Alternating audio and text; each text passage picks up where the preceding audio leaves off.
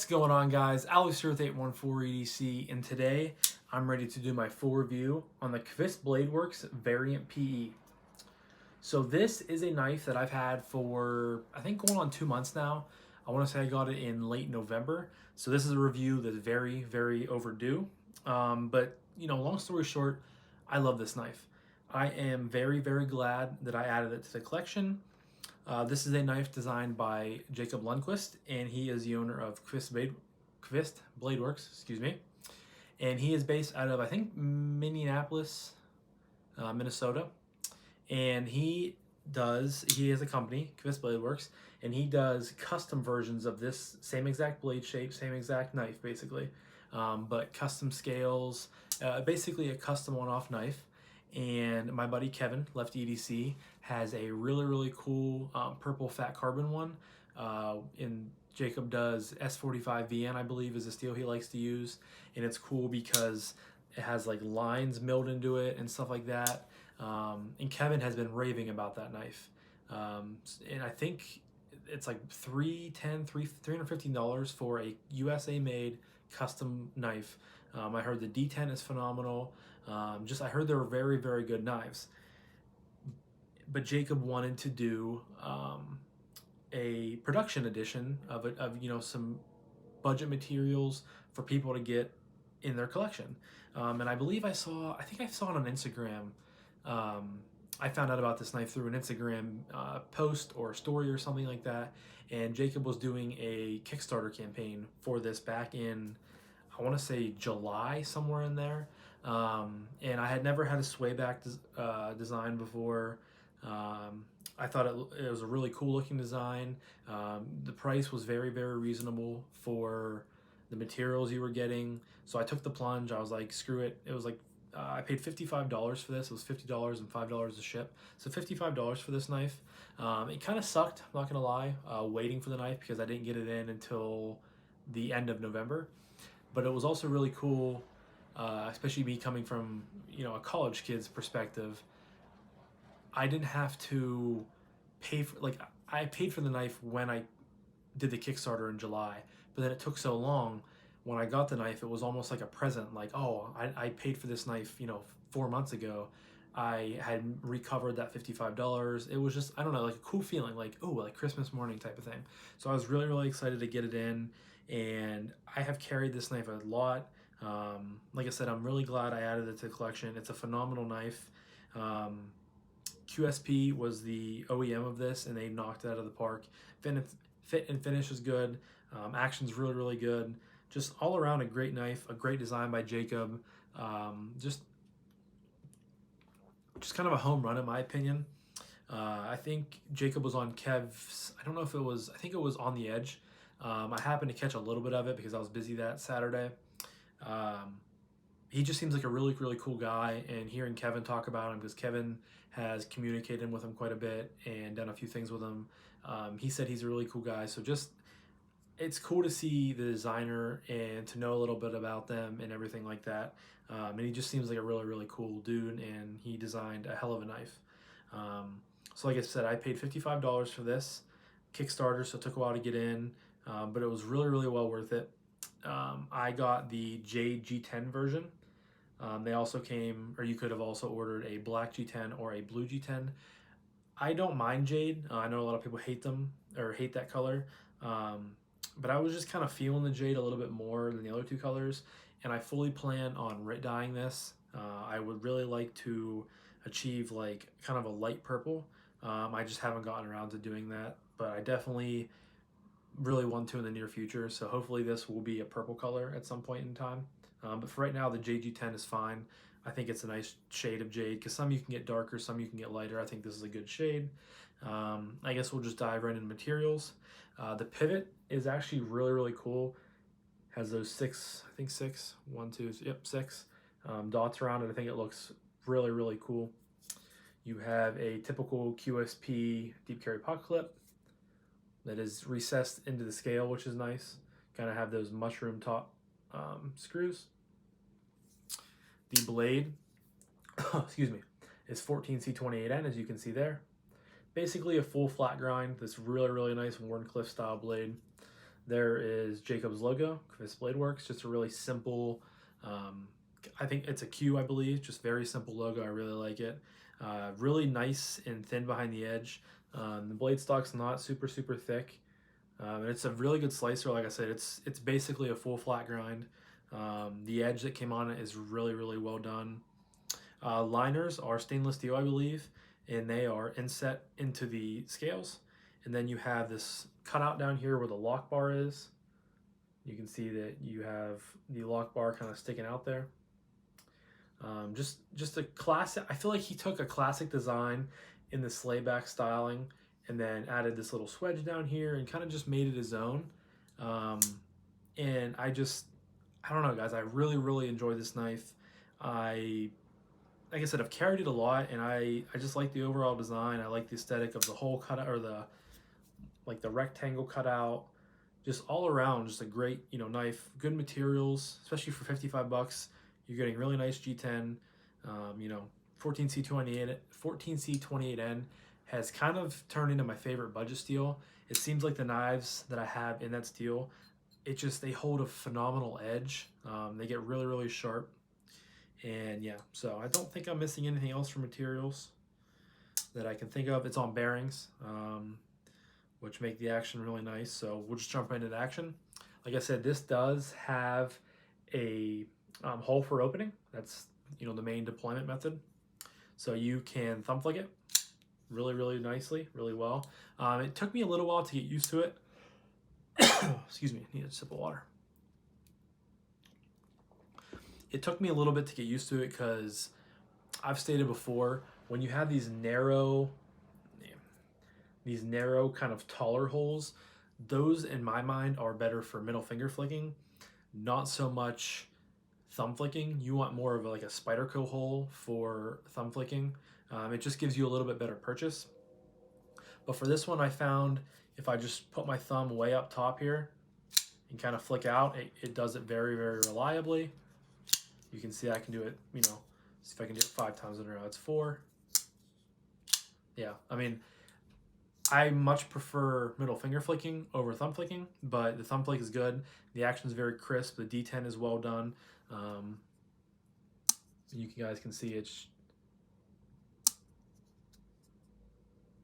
tuned very nicely.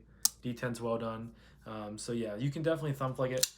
You just kind of have to get used to where to place the hole, or where to place your finger in the hole. And it might be different for some people. Some people might, be able to get their finger in there the whole way.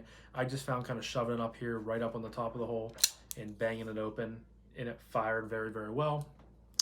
Now for middle finger flicking, this thing is a phenomenal middle finger flicker. It is so fun, so snappy. You just get your finger right in there, and it flies right out.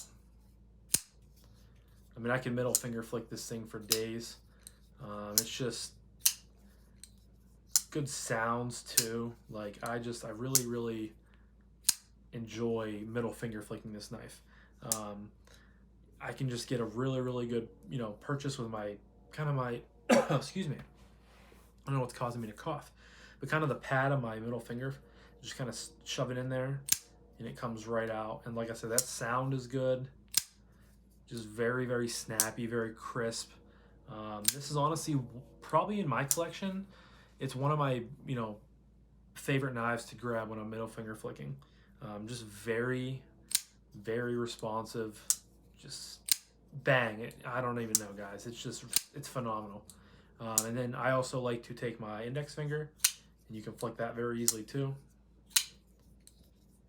Kind of just a different way of holding the knife. It feels so good. I don't really know I don't have anything else to say. Like you guys can tell I'm raving about it. It just feels that good in my opinion. Middle finger flick, index flick. I can't drop it down. Thumb flick's good. Closing action, as you guys can probably see already, but you close it. You have really good lock bar access. I remember when I first got the knife, I was fidgeting with it so much, my thumb got kind of raw, which I think that's something common that everyone, when you're first learning how to use a knife and fidgeting with it so much, my thumb at least always gets beat up a lot. But the way the lock bar was, it kind of was irritating my thumb a lot. I got so used to it, it doesn't bother me at all anymore. Um, so it's just it's really easy to access. I think I heard Kevin talking about how he talked to Jacob about how Kevin didn't like the lock bar access. He thought there could have been a little bit more cut out. But I believe Jacob told him that when he was designing the knife, he wanted both sides to stay um, uniform, I guess you could say. He didn't want like one G10 scale to be here and like one G10 scale to be here. That's just how he designed it, and I completely get that. So I'm okay with the lock bar access. I definitely think it's very much adequate. You just kind of have to shove your thumb in there. But you get in there and you drop it, hit your nail, shake it once and it's closed, guys. There, I had to shake it twice, but I mean, it's just so smooth. Very, very fun. I haven't taken this knife apart. I have not taken this knife apart because I have had no reason to. It does look a little dirty in there. A little bit of grease looks like. So I probably could take it apart and clean it and tune it up a little bit. But I probably won't do that until I finally decide to rip out the scales, because then the knife will be apart anyway. Because I wouldn't want to take it apart, tune it up, and get where I get the action dialed to where I want it to be, and then take it apart again to rip out the scale. So I'll probably wait and do that then. But I mean, just stupid nice, guys. Especially for a budget knife, technically, for 55 bucks. I mean, the action is just one of the best that I've felt in a long time for, excuse me, a knife of this price range. Jacob actually, he just knocked it out of the park. QSP knocked it out of the park. I keep saying that, I think, and I'm just kind of raving about this knife, but I don't think there's a single bad thing that I can say about it. I really don't think that I can. So yeah, action's phenomenal. Next up is ergos. And ergos for me on this one are good. I like how they feel in my hand. It definitely was a little bit to get used to because of the nature of the slayback.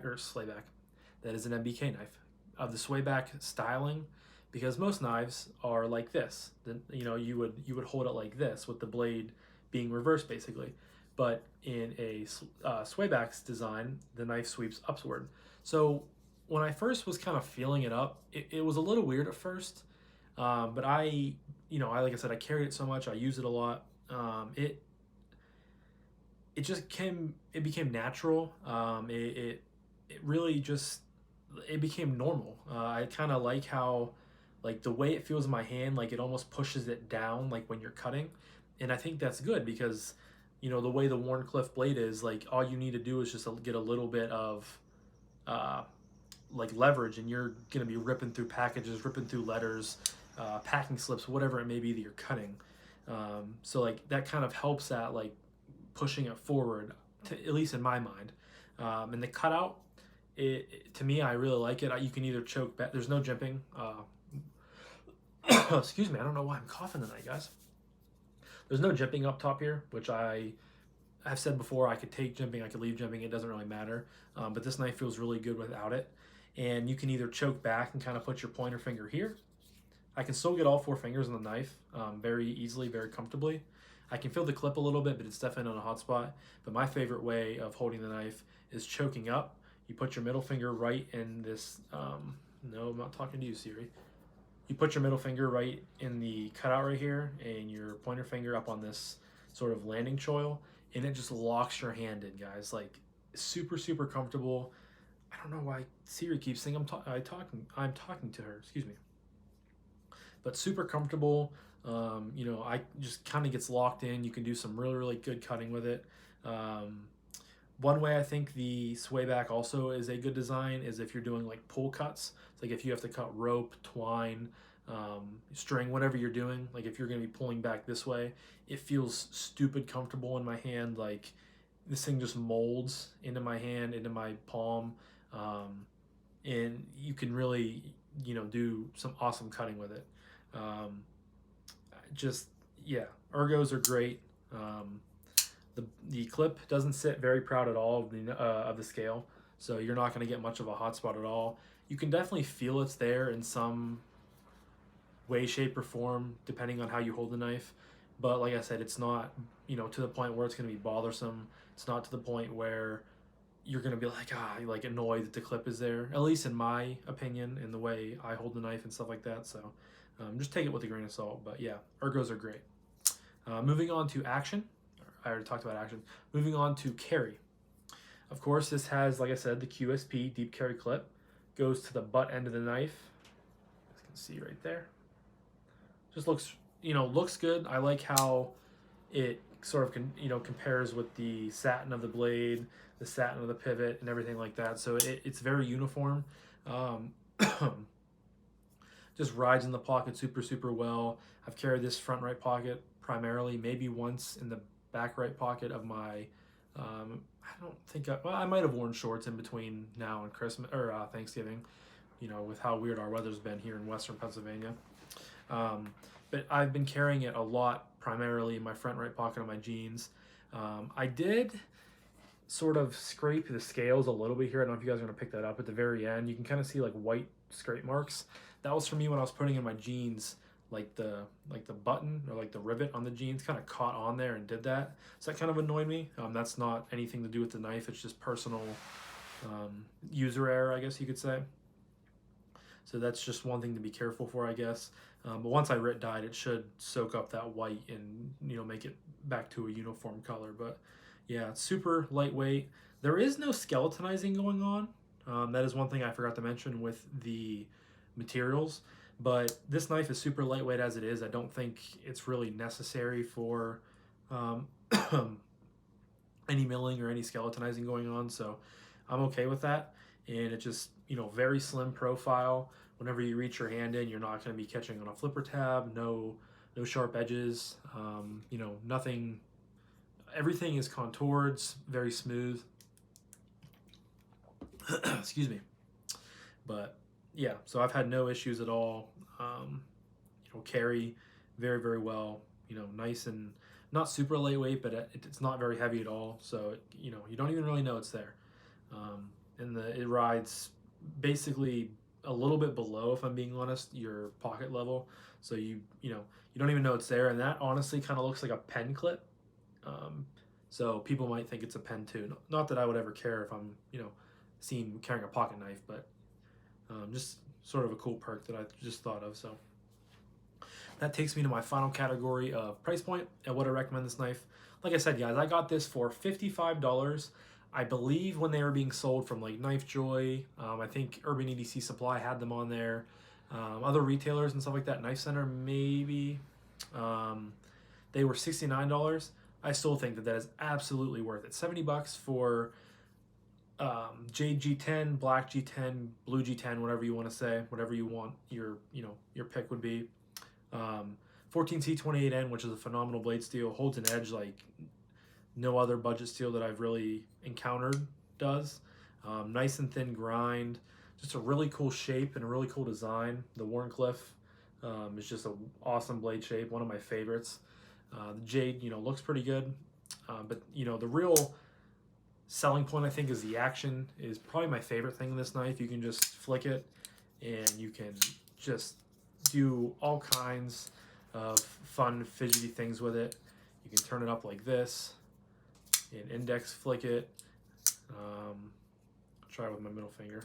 Yeah, so like just there's so many ways to have fun with this knife, and at the end of the day it's still a very good knife. It's not gimmicky, it's not for just fun. Like it's a good cutting tool. It's just a good knife, guys. So I would absolutely recommend this thing. Like I said, I apologize for all the coughing. I don't know if it's because I haven't talked for so long in a while or what it is, but I would absolutely recommend this knife for $70. Still a good deal. I think it's well worth it. The action's good, fit and finish is good, materials are good. Jacob, like I said, I think he really has a home run on his hands here. And on his Instagram, I believe he's already designed a Variant PE 2, and I think from what I've seen, he has like a front flipper integrated in here, and there's some other small changes too, so I'll definitely be on the lookout for that. I think a front flipper would work phenomenal with this if you just gave a little bit more blade stock here and a little jimping would feel really, really good. I also saw that he is getting in materials to be making like aftermarket scales. So I think he has micarta, maybe titanium. I think I saw fat carbon, stuff like that.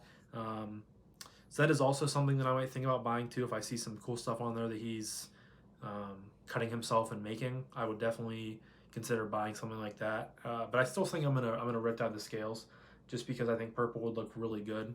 And yeah, so thank you, Jacob, for designing such a cool knife, and for just being a cool guy in the knife community. I've never had any personal excuse me, I can't talk today. I think I've messaged him like once or twice on Instagram, so we've had minimal interaction, but he has just been a really cool dude, and he was with on Kevin's and Chris's and Kyle's live stream on the Edge. He just has a really cool design and a really good thing going for him, so I'm really happy to have one in the collection. I'm happy for him, and I think that he is just going to keep on a steady incline, and he is going to just keep getting more and more popular, so which is awesome. But this, guys, was my full review of the Qvist Bladeworks Variant PE, in JG10. Awesome knife, and I am so glad to have one in the collection. This thing will never be leaving. I know that for a fact. But yeah, so thank you guys so much for listening to me ramble, rave, rant, talk, bullshit, whatever you want to call it. I greatly appreciate it. Consider clicking like and subscribe if you guys are liking the content you're seeing. I'm on the road to 600. I think I'm, at the time of this, 6 away or something like that. So my ultimate goal is to get to 1,000. That's like, it would be so surreal to get to 1,000. I know that's a small number in the grand scheme of things, very small in reality, but that's just kind of my benchmark that I really want to get to it. But we're on the road there. We're slowly increasing and stuff like that. It's because of you guys, and I love you for that. So yeah, thank you guys again so much. I hope you have a fantastic rest of your day, and I'll talk to you guys in the next one. Peace.